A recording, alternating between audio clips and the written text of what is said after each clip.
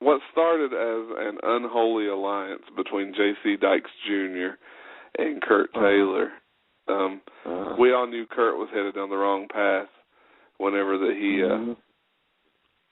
he teamed up with J.C. Dykes, and we saw it all happen. We saw Kurt turn on Daniel Halen. Yeah.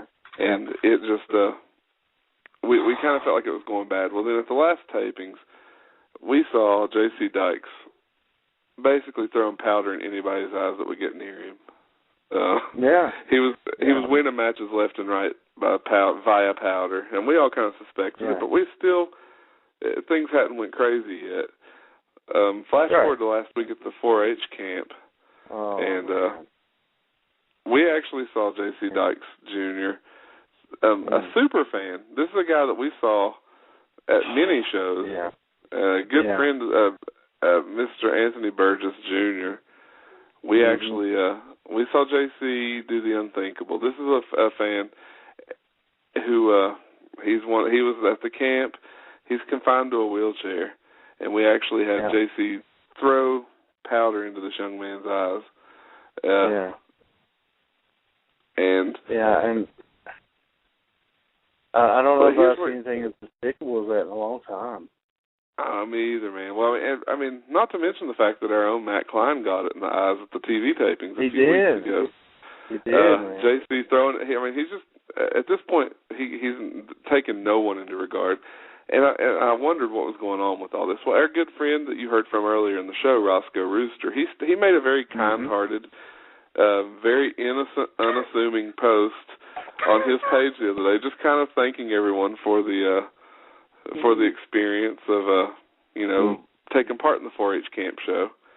Well, next thing you know, this thing breaks down into Matt Klein himself said it was the craziest thread on the internet, or the craziest thing on the internet.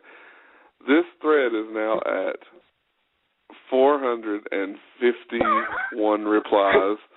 Oh my gosh! Because, and then it continued on over to another thread, and I think there's a couple hundred replies on it as well. I know. Yeah. Basically, the controversy is this, Tony. I'm just going to throw them out there and then get your opinion. Number one, there's accusations from a number of fans that referee Andrew Gibson, is in cahoots with J.C. Dykes and Kurt Taylor. First, I'll get your opinion on that. Do you think there's any validity to this? Honest to God, watching him very closely and watching how he's done with matches and things he's caught in the past, I don't think so. I don't think that's valid.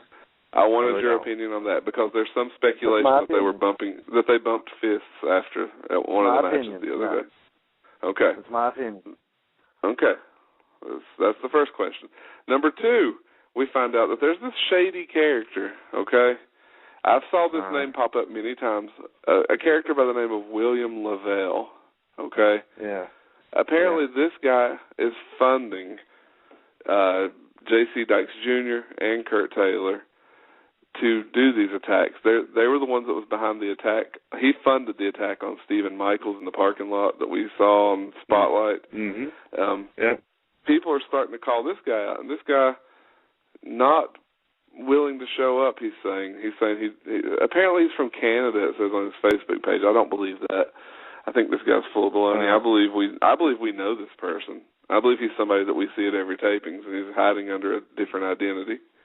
That's my opinion. Hiding's the key word. Yep. Hiding. I believe it's someone we see. And Cody Green in the chat room said that he watched footage of the infamous fist bump between Andrew and JC, and he didn't see anything wrong at all. I totally respect your opinion on that, Cody. I hadn't saw the footage, so thank you for that. Thank you for clarifying. Right. And for the record, we'll say Cody Green has never been called into question on any of this because he's definitely... Cody Green is a man of his word. He's a stand-up guy. He wants you to understand what's going on. He has nothing to hide, and he doesn't feel his company does either. Yeah. Hey, I just want to say, Cody Green, he just called out, he just threw out a pretty big accusation there. Now, I've already been thinking the same thing, but I didn't want to say it. We're almost out of time. Tell everybody, I guess. He said it's Eric Foster. He won't return calls. Oh, wow. So, wow. would it surprise anyone if Eric Foster was behind some kind of nefarious scheme at this point? I don't think so. No. Regardless, no. August 10th, the tapings, there's going to be a Q&A session involving, I think, JC, Andrew Gibson, all the parties involved. There's going to be a live interactive Q&A session with the fans. We're going to get to the bottom of this thing, man.